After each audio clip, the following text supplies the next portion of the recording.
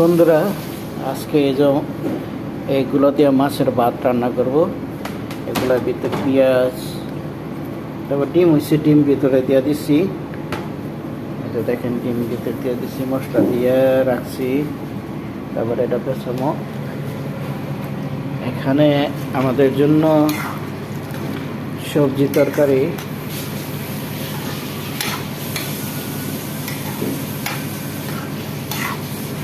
প্রতিনিয়ত দেখেন সবজিটা কেমন হয়, দেখতে কেমন দেখায়। আর এই যে মাছগুলো আছে না, মাছগুলো এগুলোর মধ্যে বয়েল করব। বয়েল করার পরে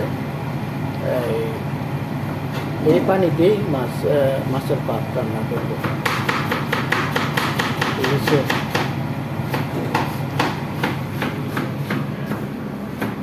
এখানে আরো কিছু পেঁয়াজ কাটা হইতেছে।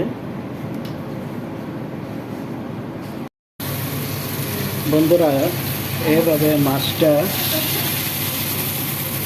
মাছটা একটু সিদ্ধ করব। সিদ্ধ করার পরে এটার মধ্যে পানি দেব। পানি দেওয়ার পরে যে পানিটা বয়েল হইব, মাছের যে রসটা এটা দিয়েই ভাত রান্না করাইব। তা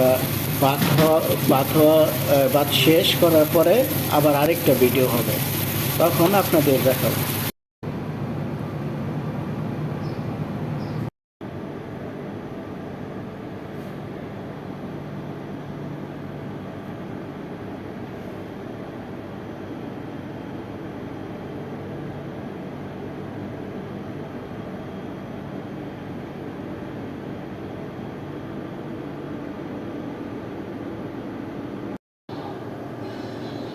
এই যে আজকে দুপুরে খানা, এটা বুঝছেন নি, গরিবের খানা।